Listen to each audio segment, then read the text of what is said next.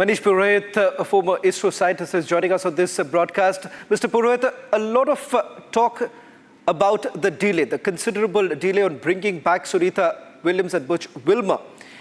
The fact of the matter is that it actually put out lessons for various other space agencies about the delay. What is it that one would take away from this very mission that was carried out by the NASA? See, actually, if you talk about the delays and why she was left up there in this space and why she was not brought back well in time, the thing is, International Space Station for the last 25 years has been continuously in occupation by human beings. Regular research work has been done, upgradation work, and repair maintenance jobs and installation of new facilities. Everything has been done regularly for last 25 years, continuously for every second. So it's kind of a rotation job when a crew goes up there, then next crew goes up there and it releases the responsibilities of the previous crew. So let's look at in a way that crew 9 was there, crew 10 has reached International Space Station, and now crew 9 is free to come home. If you talk about Sunita Williams' case, she was not part of any of the crew. She flew to the International Space Station as part of the certification flight of Boeing Starliner, supposed to be there for just 8 days. Now, Starliner faces issues, technical issues with the leakage in the helium lines and then thrusters not properly working. And she was supposed to come back in the Starliner, but Starliner can't bring her back because there are issues and NASA was not ready to take any chance. So who's going to bring them back? So it was planned.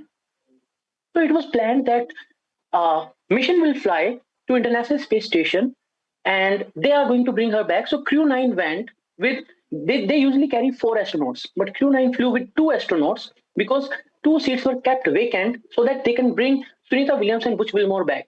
Now the thing is, people are saying that she was left stranded and it was a long delay for her return.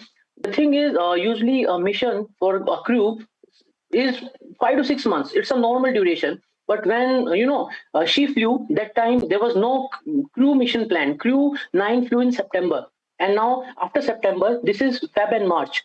So probably it's a regular rotation thing that is happening. So I don't know. It was not a very deliberate delay. It was just the process of that rotation of the crew that happens. And it's happening for last 25 years.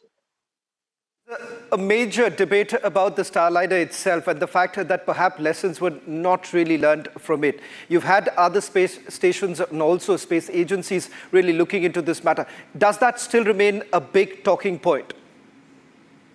Starliner had some issues. They had issues previously also. And the bigger point to make here is Starliner came back and it touched down on Earth safely without any astronauts. When NASA decided that, actually what happens on International Space Station, there are docking ports available where these crew modules, they go and attach themselves and they are limited by their number. So if a mission goes to International Space Station, they carry their own vehicle and that vehicle attaches itself to the International Space Station. And there is a number of ports available. So if Boeing Starliner was up there, it was occupying one of the docking port. When we have to send the next crew, crew 9, that docking port has to be emptied. It has to be vacated. Means Boeing Starliner has to come back. But it can't come back with the astronauts. Why? Because it's facing some issues. Now, what Boeing did? They did a thorough check. They did thousands of tests. They did so many simulations. But still, they were not able to convince NASA that this will be completely danger-free if they bring the astronauts back in the Starliner. So when we talk about human life, you can't take chances. You can't be probabilistic. You have to be very sure that what you can do and how you can achieve that. So that's what happened here, because no one can afford a Kalpana Chawla kind of a disastrous moment again.